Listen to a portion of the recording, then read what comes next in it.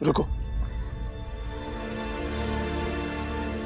मैं सारा सामान लेकर आता हूं, क्योंकि इस घर में अब तुम कभी नहीं जाओगे।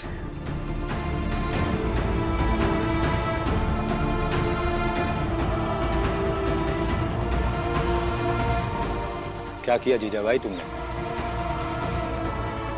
तुम्हें पता है राम जी ये शादी कभी नहीं करना चाहता था, लेकिन हमने जिद करके ये शादी कराई और तुमने हमें ही गुनहगार साबित कर दिया।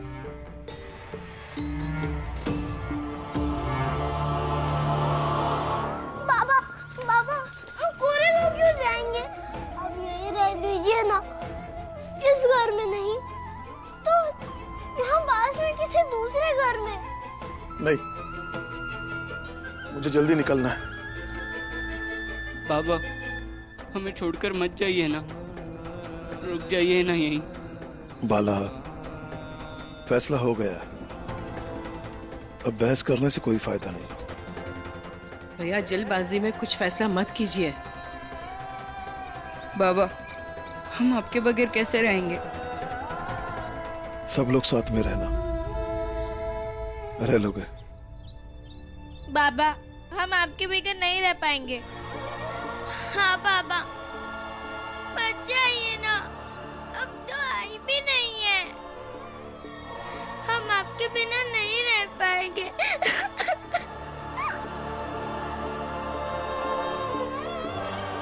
बुआ और भाई है ना, सब ठीक हो जाएगा। मैं किसी के रोकने से नहीं रुकूंगा। तुम सब जाओ, मुझे सामान बांधने दो। भैया फिर से एक बार सोच लीजिए, कुछ नहीं तो बच्चों की बात का तो ख्याल रखिए।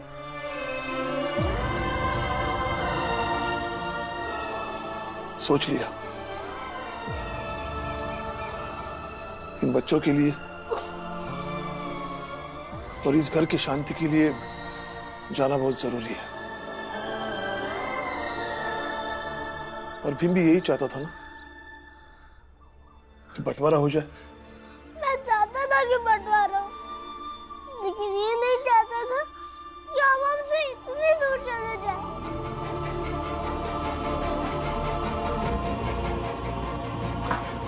बाबा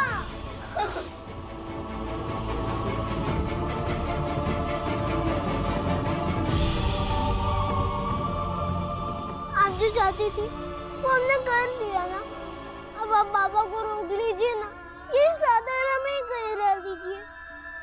कभी बाबा से मिलने का मन करेगा तो कैसे मिलेंगे हम? तुम्हारे बाबा अब नहीं रुकेंगे, मैं रोकना भी चाहूं तब भी नहीं रुकेंगे। अरे कोई बताएगा क्या है? क्या ये खबर सच्ची है कि राम जी सतारा छोड़ के जा रहा है? बोलो।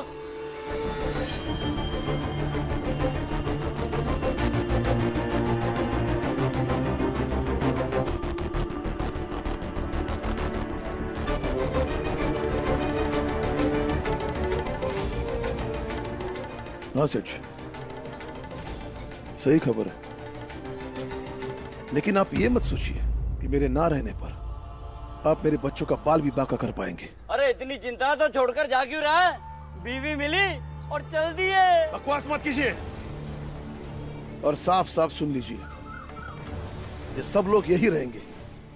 अगर किसी दिन मुझे पता चला कि आप लोग मेरे बच्चों को परेशान कर रहे हैं, ये रिटायर्ड सूबेदार रामजी सकपाल यहां आकर आप सबका हिसाब कर देगा। ये मेरी धमकी समझिए या मेरा आग्रह। इतनी फिक्र है तो मत जाइए ना इतनी दूर बाबा।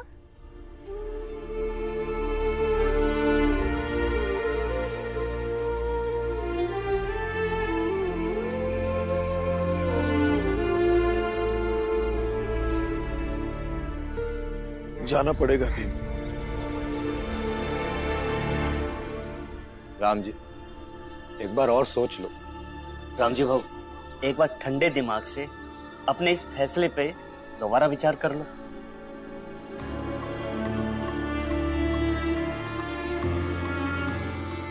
विचार कर लिया है, क्योंकि मेरे पास अब यही एक तरीका है जिससे सबको शांति मिलेगी, सब आराम से रह पाएंगे। और फिर तुम सब लोग हो ना मेरे परिवार का ख्याल रखने के लिए, तो मैं क्यों चिंता करूं ना।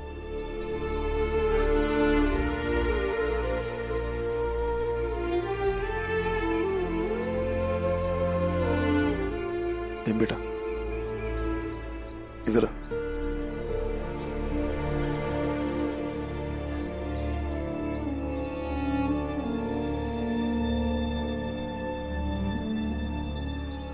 भीम बेटा, तू इतना समझदार है, फिर भी कभी कभी ना समझ जैसी बातें करता रहता है। तेरे बाबा तुझसे कभी दूर जाना चाहेंगे, लेकिन कई बार दूर रहने से रिश्तों की अहमियत का पता चलता है। जीजाबाई तुम सबसे दूर रहेगी, उसे भी समझ में आएगा, और शायद कल हम सब साथ रहे तो तुम उसे और वो तुम्हें भले ही आई बेटा ना मानो, लेकिन एक दूसरे के साथ रहने में कोई दिक्कत ना हो। इसलिए बेटा अपने आप को संभालो और हमें जाने दो। राम जी की बहुत याद आ रही है। कुछ ही सालों में वो मेरा सबसे अच्छा दोस्त हो गया। ऐसा लग रहा था कि बचपन से हम एक दूसरे के साथ हैं और मरते दम तक साथ रहेंगे। लेकिन जो लिखा होता है वही होता है पुरंजन। जरा सोच उस घर की हालत क्या होगी। बेचारे बच्चे अकेले हो गए, और सबसे ज्यादा तो भीमराव। पुरंजन, मैं क्या कह रहा हूँ, राम जी के घर चले क्या? राम जी कबीर के दोहे बहुत अच्छे गाते थे। भीमराव से कहेंगे कि कुछ दोहे सुना दे, अच्छा लगेगा। और फिर एक तरह से हम अप्रत्यक्ष रूप से भीमराव को मजबूत कर पाएंगे कि राम जी की जगह अब उसे ही लेनी है। ये विचार तो अच्छे हैं, चलो चलते हैं। बच्चों, जाकर सो जाओ, रात बहुत हो गई है। और ये सोचकर सो कि कल का सवेरा तुम सबके लिए एक नई जिंदगी लाएगा, और हम सबको एक नई जिम्मेदारी के साथ आगे बढ़ना होगा। बुआ, आज मैं अंदर नहीं, घर के बाहर सोऊंगा। भीम, अगर तू ये सोचकर बाहर सो रहा है कि घर की पूरी जिम्मेदारी तेरी है, तो हम सब मिलकर संभाल लेंगे। हाँ भीम, तू बाहर मत सो। वैसे भी लोग सबसे ज्यादा दुश्मनी तुझसे निभाते हैं, और तेरे बाहर सोने से तुझ पर खतरा बढ़ सकता है। हाँ भीम, ये बात तो है। ऐसे तुम्हें बाहर नहीं सोना चाहिए। इसी बात को आप दूसरे पहलू से सोचिए। उन्हें पता है कि इस घर में से वो किससे ज्यादा परेशान करना चाहते हैं, और अगर मैं बाहर सोऊंगा तो उन्हें लगेगा कि हम उनसे डरते नहीं हैं, और उनकी हिम्मत कम हो जाएगी। इसलिए मैं बाहर ही सोऊंगा, और जीत और हार में हिम्मत का ही फर्क होता है। बिल्कुल सही बात है। भीम बेटा, हम क्या सोच रहे हैं कि तुम ना आज हम सबको कबीर के दोहे सुनाओ। लेकिन ये तो पापा को आता था। अरे तो क्या हुआ भीम, भाई तुम भी तो गाते थे ना राम जी के साथ, तो जितना तुम्हें आता हो, जितना गा सको गा दो। लेकिन मैं नहीं गा पाऊंगा। अरे भीम, कोशिश तो करके देख। हाँ भीम, अगर तुम गाओगे तो बाबा की कमी कम महसूस होगी। और भीम, तुम ही कहते हो ना कि कोशिश करने वालों की हार नहीं होती। हाँ भीम बेटा, जितना आता है उतना ही सुना दो।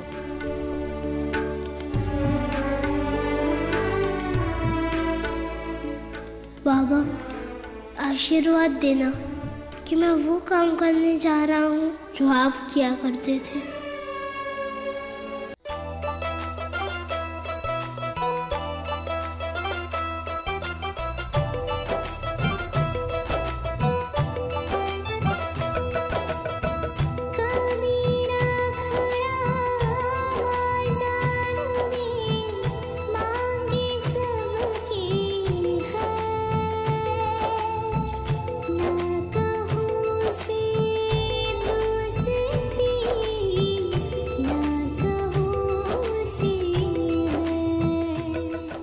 भी देखते हैं तो अपने परिवार की सुरक्षा कैसे करता है।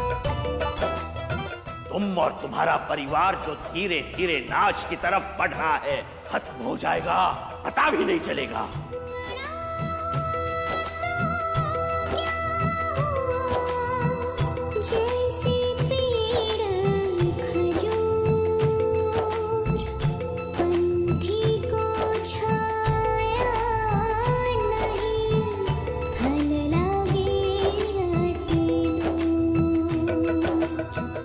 मैं मेरी पत्नी जीजाबाई के साथ अलग रहूंगा, इन सब से दूर।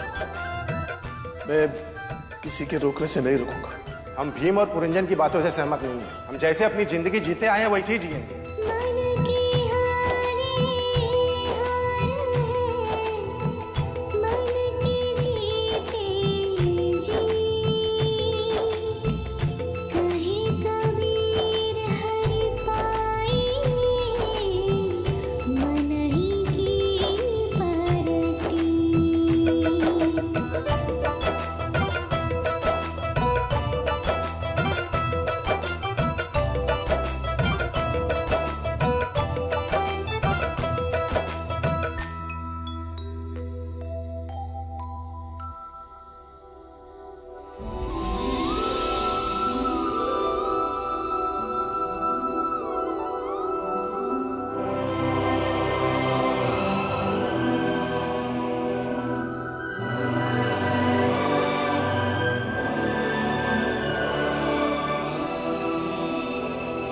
तो साफ साफ कहिए कि आपकी कमाई पर मेरा कोई हक नहीं है।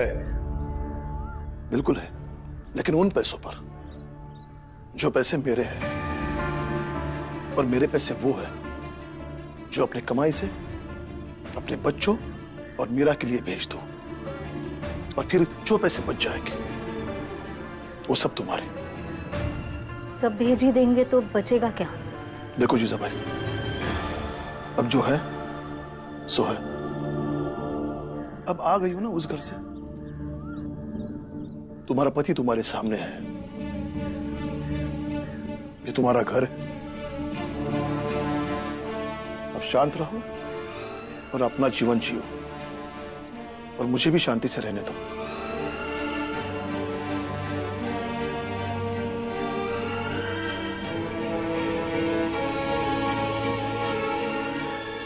इस बार भेज दीजिए पैसे। अगली बार ये भी बंद ना करवा दिया तो मेरा नाम जीजाबाई नहीं।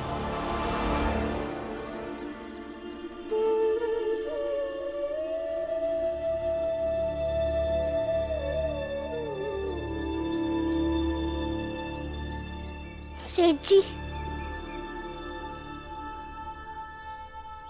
बाद में आओ, हिसाब बाद में कर लेंगे।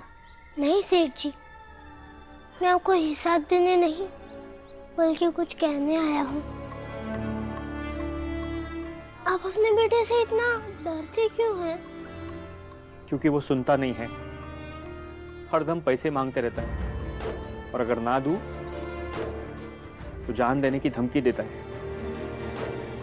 मरने से अच्छा है अपने हिसाब से जिए। लेकिन ये हिसाब सही नहीं है, और जब हिसाब सही ना हो तो वो जीवन सही और उचित नहीं होता है। इसलिए आपको हिम्मत दिखानी होगी, क्योंकि बाबा कहते हैं कि अनुशासन की स्थिति बस तब बन सकती है जब जिम्मेदार लोग अपनी जिम्मेदारी निभाएं। मतलब ये कि आपको उन्हें डर से निकलकर एहसास दिलाना होगा कि वो आपके पुत्र हैं और आप उनके पिता।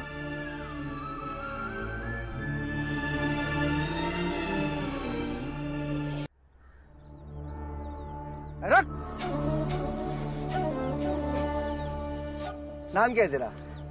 फूलचंद। पूरा नाम बता। फूलचंद राम सेवक, जानते तो हैं आप। ऐसे ऐड के क्या बोल रहे हैं? अरे 2 दिन में जेल क्या चला गया? तुम लोग तो तेवर ही बदल गए। आप ये क्या बोल रहे हैं? मैंने तो कुछ कहा भी नहीं। आप हैसियत में, हाँ हैसियत में ना। आप गलत कर रहे हैं। देखिए आप गलत कर रहे हैं। गलत कर रहे हैं?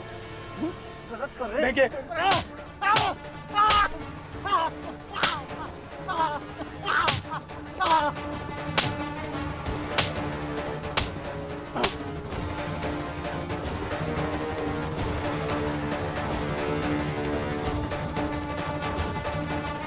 और ये बस तब हो सकता है जब आप जानते हुए उन्हें पैसा नहीं देंगे कि वो उस पैसे का क्या करते हैं। पर बेटा ये सब कैसे करेंगे? सबसे पहले तो आप ये कीजिए कि उनसे कहिए कि अगर पैसे चाहिए तो दिन भर आपके कारखाने में काम करें।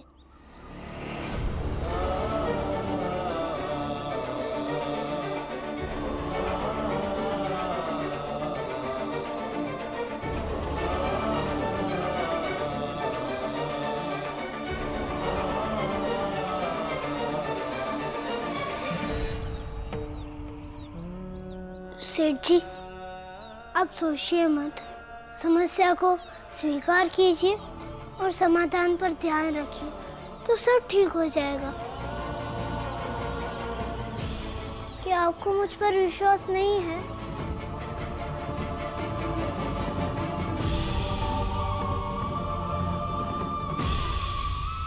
तुम बिल्कुल अपने बाबा पर गए हो। वो भी ऐसे ही बात करते थे। वही तेवर, वही आत्मविश्वास। बिल्कुल सही कहा सेठ जी आपने।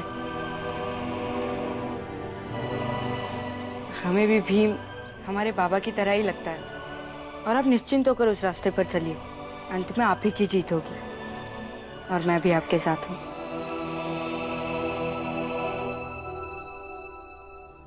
महाराज, उसका काम तमाम कर दिया। वाह महाराज, क्या तरकीब निकाली है।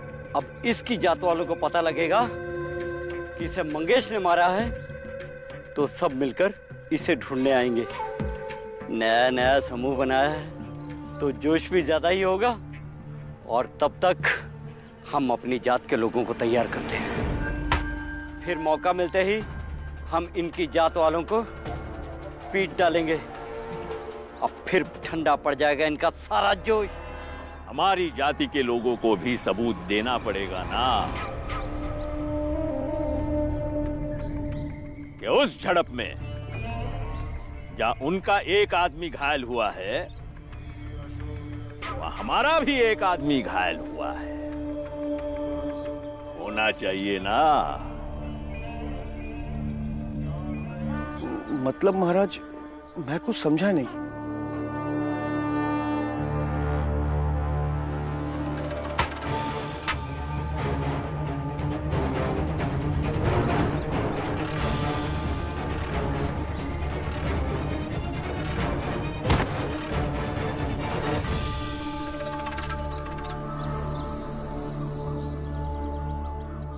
भीमराव, अब शुरू होगी जातिगत लड़ाई और इस जातिगत लड़ाई से समाज बटेगा। जातियों में दूरियां और बढ़ेगी और यही बढ़ती हुई दूरियां तुम सबके लिए और मुश्किलें पैदा करेंगी। संभाल लो इसे। अगर संभाल सकते हो तो हम भी देखे जरा ये कल का लड़का जो नायक बनने निकला है क्या और कैसे संभालता है, वो भी अपने बाबा के बिना। बस बस बस।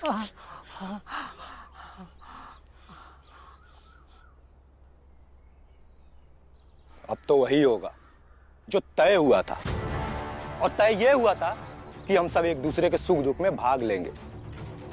और भाग लेने का यह मतलब नहीं कि हम सब उनके द्वारा दिए गए जख्मों पर मिलकर मरहम लगाएंगे।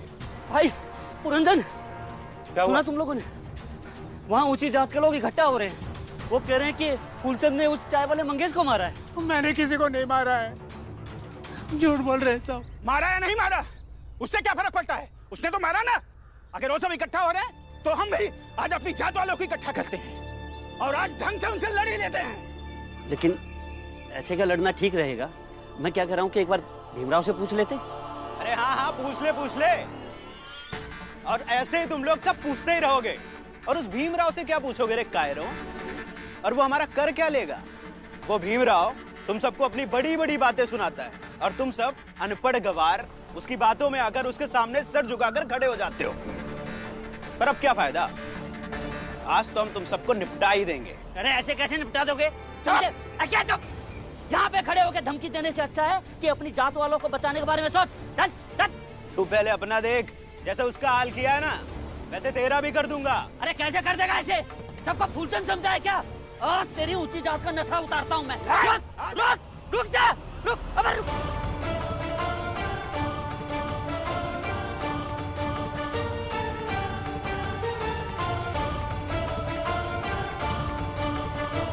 राजा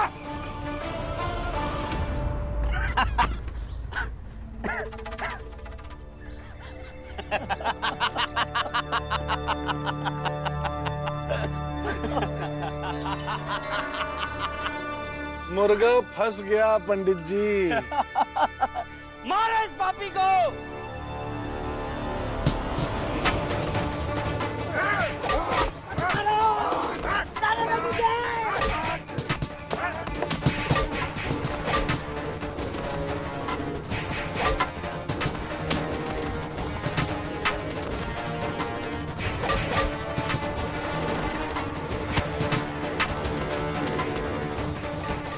अभी तो इस चिंगारी से आग लगनी शुरू ही हुई है भीमराव। आगे देखो अब क्या क्या चलता है और तुम क्या क्या बचा पाते हो। भीमराव, आवेश मनुष्य का सबसे बड़ा दुश्मन है। भविष्य में तुम्हें अपने आवेश पे काबू रखना होगा।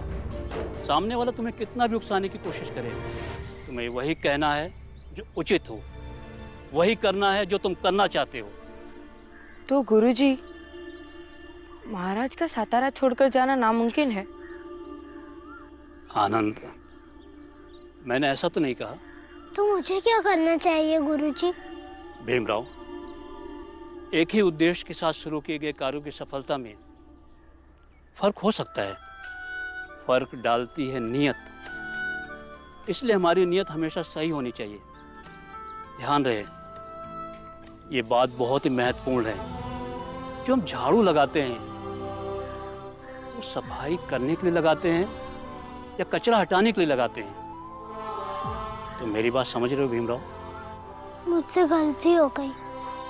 महाराज जैसे पाखंडी लोगों का अतीत बहुत ही विवादास्पद होता है। समाज को समझाने के लिए उनका अतीत सबसे बड़ा उदाहरण है। महाराज सतारा तभी छोड़ेगा जब गांव के लोग उसे अस्वीकार कर देंगे।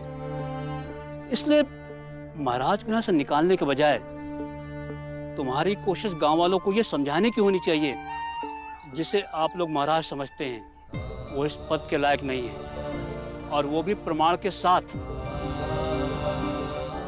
फिर वैसा ही होगा गुरुजी। मैं महाराज की स्वीकारता को ही समाप्त कर दूंगा और इसके लिए मुझे जो भी करना होगा मैं करूंगा। स्वीकार्यता बढ़ानी होगी लोगों में। जब तक हमारी स्वीकार्यता होगी तब तक कोई भी हमारा कुछ भी नहीं बिगाड़ सकता। किंतु इसके लिए करना क्या चाहिए हमें? दे दे, प्रभु के नाम पे दे दे। कोई तो दे दे, प्रभु के नाम पे दे दे। सबसे ज्यादा जो जरूरतमंद हो उसकी मदद करो तो वो ज्यादा जोर से गुणगान करता है। रुक जाओ, इधर आओ। डरो नहीं, आओ इधर।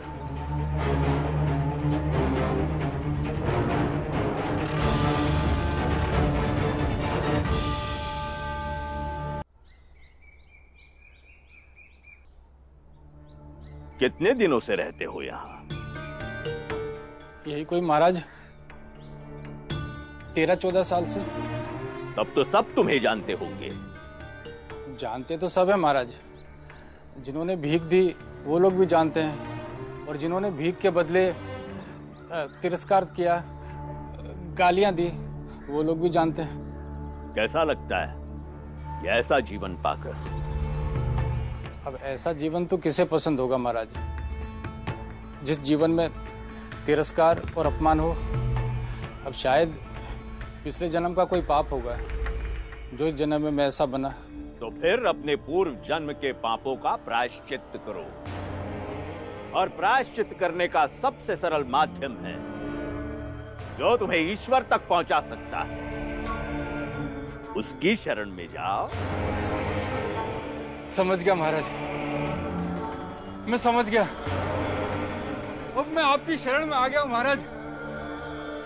अब आप ही मुझे मेरे पापों से मुक्ति दे सकते हो। आप सब कुछ कर सकते हो महाराज।